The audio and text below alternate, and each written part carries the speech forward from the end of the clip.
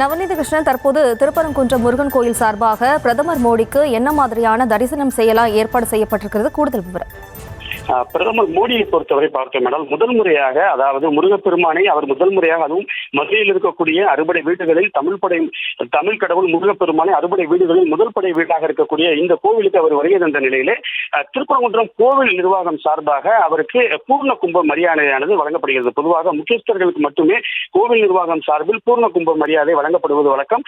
அதன் அடிப்படையில் இந்த திருக்கோவிலுக்கு வருகை தந்திருக்கக்கூடிய மாண்புமிகு பாரத பிரதமர் நரேந்திர மோடி அவர்களுக்கு திருக்கோவில் சார்பாக பூர்ண கும்ப மரியாதை வழங்கப்பட்டிருக்கிறது. குறிப்பாக சமீபத்தில் தான் இந்த திருக்கோவிலானது திருக்குடமுழுக்கு விழா நடைபெற்று வந்த நிலையிலே மூலவரை சேவிப்பதற்காக தற்போது பாரத பிரதமர் அவர்கள் வருகை தந்திருக்கிறார். கிட்டத்தட்ட நீண்ட நாட்களுக்கு பிறகு வரக்கூடிய ஒரு பிரதமர் என்று மக்கள் மத்தியில் எதிர்பார்ப்பு இருந்தாலும் பாரத பிரதமராகிய நரேந்திர மோடி அவர்கள் முதல் முறையாக, அதாவது முருகனை தரிசனம் செய்வது, அதுவும் தமிழ்நாட்டில் தமிழ் கடவுள் முருகப்பெருமானை தரிசனம் செய்வதற்காக முதல் படை கடவுளாக இருக்கக்கூடிய இந்த திருப்பரங்குன்றம் முருகப்பெருமானை வந்திருப்பது கூடுதல் சிறப்பு. ஏற்கனவே நான் சொன்னது போல கோவில் நிர்வாகம் சார்பில் முருகன் தெய்வானையோடு திருமண கோலத்தில் இருக்கக்கூடிய ஒரு புகைப்படமும் அவருக்கு நினைவு பரிசாக கோவில் சார்பாக வழங்கப்பட உள்ளது.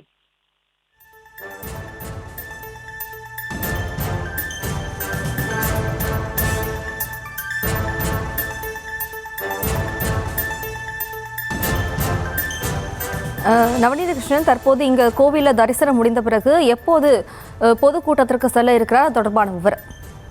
இந்த கோவிலில் தரிசனம், அதாவது நான் ஏற்கனவே சொன்னது போல இந்த கோவிலை பொறுத்தவரை துர்க்கையம்மன், கற்பக விநாயகர், சத்தியகிரீஸ்வரர், பவளக்கணிவாய் பெருமாள் ஆகியோரை தரிசனம் செய்துவிட்டு சாலை மார்க்கமாகவே அவர் அவனியாபுரம், பெருங்குடி இப்படியாக மண்டேல நகருக்கு செல்கிறார். அவர் சரியாக வந்து 5 நிமிடங்கள் தான் ஆகக்கூடிய நிலையிலே சுமார் 20 நிமிடம் கோவிலுக்குள் தரிசனம் செய்கிறார். 20 நிமிடத்திற்கு பிறகு இங்கிருந்து மாலை 4:40 மணிக்குள்ளாக அவர் பொதுக்கூட்டம் நடைபெறக்கூடிய மேடைக்கு செல்வார் என எதிர்பார்க்கப்படுகிறது.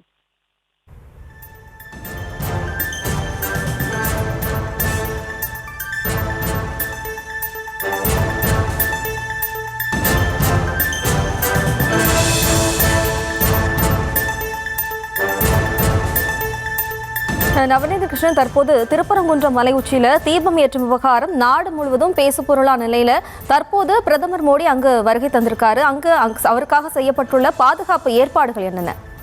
குறிப்பாக தமிழ் கடவுள் முருகப்பெருமானுடைய முதல் படை வீடாக இருக்கக்கூடிய இந்த திருப்பரங்குன்றம் மலை மீது இருக்கக்கூடிய தீபத்தூணில் தீபம் ஏற்ற வேண்டும் என்று கடந்த கார்த்திகை மாதம் ஒரு பேசியாகி 144 தடை உத்தரவு பிறப்பிக்கப்பட்டு அதற்கு பிறகு நீதியரசர் ஜி.ஆர். சுவாமிநாதன் அவர்கள் ஒரு அறிக்கையை தாக்கல் செய்திருந்த நிலையிலே அது பேசுபொருளாகி இருந்தது. குறிப்பாக முருகப்பெருமான் என்றாலே தமிழ் கடவுள் என்று இருக்கக்கூடிய நிலையில் திருப்பரங்குன்றம் ஒட்டுமொத்த தமிழர்கள் மத்தியிலும் பக்தர்கள் மத்தியிலும் பேசுபொருளாகியது. அதாவது மலைமேல் இருக்கக்கூடிய அந்த சிக்கந்தர் தர்கா அருகே இருக்கக்கூடிய பழமை வாய்ந்த அந்த தீபத்தூணில் இந்து அமைப்பினர் சார்பாக திருக்கார்த்திகை அன்று பழமை மாறாமல் மீண்டும் அங்கே விளக்கேற்ற வேண்டும் என்று ஒரு நிலை இருந்தபோது அந்த பகுதியில் இருக்கக்கூடிய இஸ்லாமியர்கள் அங்கு ஏற்றக்கூடாது, இது தீபத்தூண் இல்லை என்ற அந்த வழக்கானது சென்னை உயர்நீதிமன்ற மதுரை அமர்விலே விசாரணை நடைபெற்று வந்த நிலையிலே தீபத்தூணிலே மீண்டும் தீபம் ஏற்றப்படலாம் என்று நீதியரசர் வழங்கிய தீர்ப்புக்கு பிறகு எப்போது தீபம் ஏற்றப்படும் என்று ஒட்டுமொத்த தமிழர்களும் பக்தர்களும் காத்திருக்கக்கூடிய நிலையிலே இந்த திருப்பரங்குன்றத்திற்கு தற்போது பாரத பிரதமர் அவர்கள் நேரில் வருகை தந்து, அதுவும் தீபத்தூண் விவகாரம் சர்ச்சையாகிய நிலையிலே நீதிமன்றத்தில் விசாரணை நடைபெற்று வந்த வேளையிலே பாரத பிரதமர் அவர்கள் நேரடியாகவே இந்த தீபத்தூண் விவகாரம் நடைபெற்றுக் கொண்டிருக்கக்கூடிய இந்த திருப்பரங்குன்றம் பகுதிக்கு வருகை தந்திருப்பது குறிப்பிடத்தக்கது. குறிப்பாக திருப்பரங்குன்றத்தை பொறுத்தவரை பார்த்தோம் 5 திசைகளிலுமே மக்களுடைய பயன்பாட்டில் இருக்கக்கூடிய ஒரு மலையாக இருக்கிறது. ஒருபுறம் காசி விஸ்வநாதர் ஆலயம் மலை மேல் இருக்கிறது, மறுபுறம் சமணர்களுடைய படுகை ஒரு பக்கம் இருக்கிறது. பின்புறம் பார்த்தோம் முருகப்பெருமானுடைய ஆலயத்திற்கு பின்புறமாக இஸ்லாமியர்கள் படையெடுப்பின் போது சிதிலமடைந்த சிலைகள் ஏராளமாக இருக்கிறது.